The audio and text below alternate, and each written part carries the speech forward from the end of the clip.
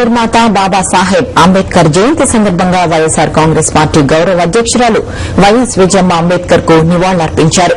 Tank bund పై ఉన్న అంబేద్కర్ విగ్రహానికి విజయమ్మ పూలమాలలు వేసి నివాళులర్పించారు. విజయమ్మతో పాటు వైఎస్సార్సీపీ నేతలు జీవుపుడి ప్రభాకర్, మేకతోటి సుచరిత, విజయారెడ్డిలు సైతం అంబేద్కర్ కు నివాళులర్పించారు.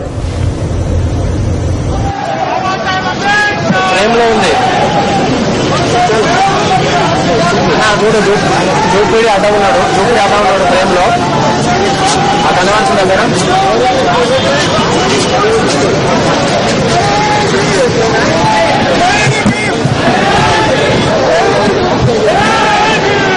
అవునవును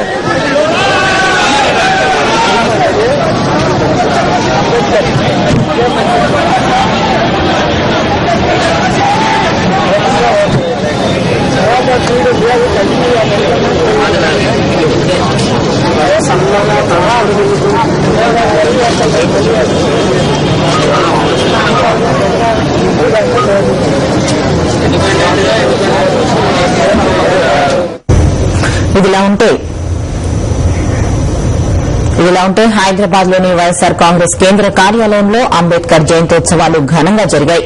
పార్టీ గౌరవ అధ్యకురాలు వైఎస్ విజయమ్మ అంబేద్కర్ చిత్రపటానికి పూలమాల వేసి నివాళులర్పించారు. ఈ కార్యక్రమంలో పార్టీ ఎమ్మెల్యేలు, నేతలు పాల్గొన్నారు. ఈ సందర్భంగా విజయమ్మ మాట్లాడుతూ అంబేద్కర్ ఆశయాలతోనే వైఎస్సార్ సంక్షేమ పథకాలు పుట్టాయని, ఆయన ఆశయ సాధన కోసం పార్టీ కృషి చేస్తుందని అన్నారు. ఆయన ఆలోచన ఇదే, ఆయన వర్మం ఆయన ఈ దేశానికి దారి చూపిన మార్గదర్శిగా అనుకోవచ్చు. అంతేకాకుండా ఇప్పుడు జైభీం నినాదం ఒక్కటి చాలు. ఇప్పుడు కూడా కోట్లాది మంది దళితులను కదిలించడానికి మరి ఆ రోజు ఆయన మహత్ పోరాటం నుంచి మరి రాజకీయంగా మరి అందరచనలు అవుతున్నాయి.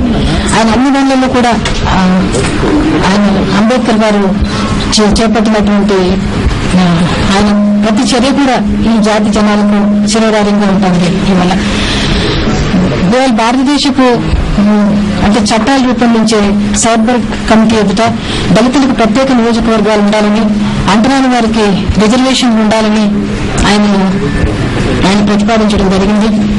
గ్రామాల్లో నీరు ఇవ్వకపోవడాన్ని దాని గురించి కానీ, హరిజన అంటే హిందూ మత దేవాలయాల్లో ప్రవేశం గురించి కానీ ఆయన చాలా పోరాటం చేయడం జరిగింది.